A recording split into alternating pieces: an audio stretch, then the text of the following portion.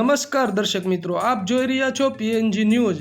સમાચારમાં વાત કરીએ તો અમરેલી જિલ્લાના રાજુલામાં ટ્રક વાહનની ખરીદી કરી અને લોન નહીં ભરી ટ્રકને બારોબાર સ્ક્રેપિંગ માટે ભંગારમાં વેચી નાખી કાવતરું કરી છેતરપિંડી કરનાર ગેંગના 3 આરોપીઓને રાજુલા પોલીસે ગણતરીની કલાકોમાં જ દબોચી લીધા છે।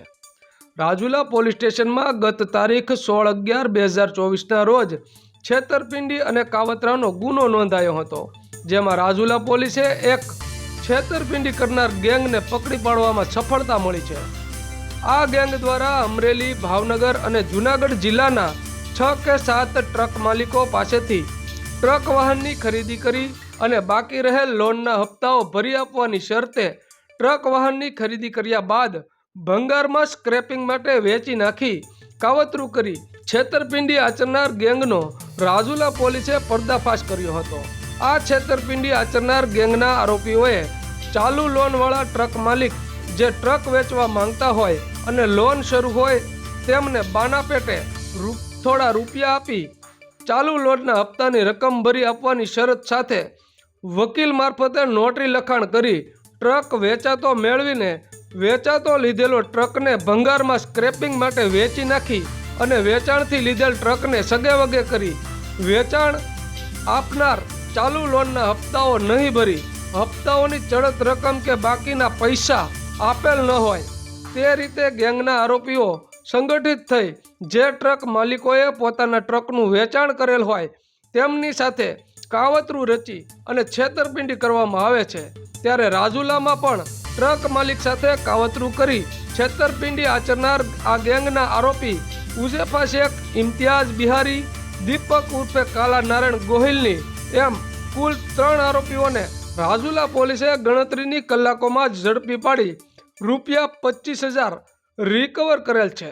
અન્ય બીજા 3 આરોપીઓને પકડી પાડવા માટે વિવિધ દિશાઓમાં તપાસનો ધમધમાટ શરૂ કર્યો છે।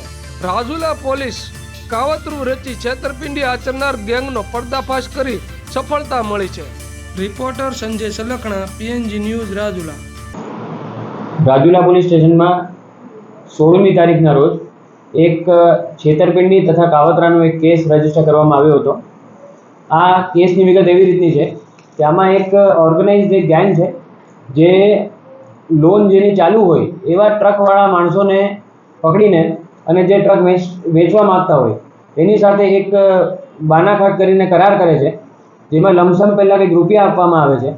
એ રૂપિયા પછી એવો ભરોસો આપવામાં આવે છે અને એવું અગ્રીમેન્ટ થાય છે કે બીજા બધી લોન અમે ભરી દઈશું, પરંતુ તમે ટ્રક અમને આપી દો। એકવાર ટ્રક પોતે મેળવી લે છે પછી નથી એ લોકો હપ્તા ભરતા નથી, કાંઈ પોતાનો ફોન બોન બધું બંધ કરી દે છે, બધા ટચમાં નથી રહેતા જેની સાથેથી વેચાણ કરાર કરે છે એની સાથે। અને આ જે ટ્રક જે મેળવી લે છે એ ટ્રકને ભંગારવાળાને વેચી નાખે છે અને ભંગારવાળા પછી એને ટ્રકનો સ્ક્રેપિંગનો બિઝનેસ હોય એ બધા એ ટ્રકને છૂટો પાડી અને અલગ અલગ એના હિસ્સાઓ વેચી નાખે છે। આ રીતનું એક કૌભાંડ રિલેટેડ એક અરજી અમારે ત્યાં આવી હતી, જેની તપાસ કરતાં અમને ખબર પડી કે આમાં આ તો એક બહુ મોટું કાવતરું છે અને આ પ્રોપર ઓર્ગેનાઇઝ વેમાં ચાલે છે, જેથી અમે તપાસ કરીને એનો ગુનો રજીસ્ટર કરવામાં આવ્યો હતો। આમાં ગણતરીના કલાકોમાં જ અમે ટોટલ 3 માણસોની ધરપકડ કરી છે। આ 3 માણસોના નામ છે ઉઝેફા આરિફભાઈ શેખ, ઇમ્તિયાઝ ઉર્ફે બિહારી, દીપકભાઈ ઉર્ફે કાલા નારાયણભાઈ ગોયલ અને આના સિવાય બીજા 3 માણસો જે અમારા તપાસમાં જેમના નામ ખુલેલ છે અને જેમનો પણ આમાં એક બહુ અહેમ કાવતરામાં જેમની ભૂમિકા છે, એ 3 માણસોના નામ છે અલી અસગર અલી હુસૈન લોટિયા, પંકજ ઉર્ફે બાલા તથા ઇસ્માઇલ ઉર્ફે પકલુ।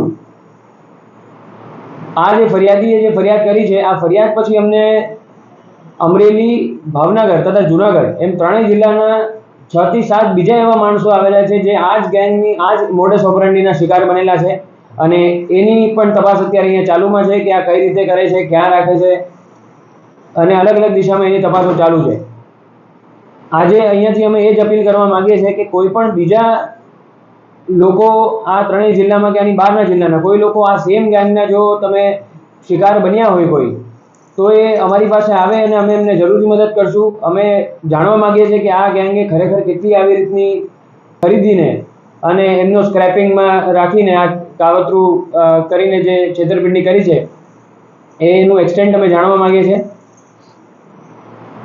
આ પૂરી કામગીરીમાં જે છે એમાં રાજુલાના પોલીસ ઇન્સ્પેક્ટર કોલાદ્રા સાહેબ તથા પીએસઆઈ એમએફ ચૌહાણ સાહેબ અને એમની ટીમે બહુ સારી ભૂમિકા ભજવી છે અને બહુ સારું તરત જ 3 આરોપીઓને અરેસ્ટ કરેલા છે અને બીજાની તપાસ અત્યારે ચાલુમાં છે.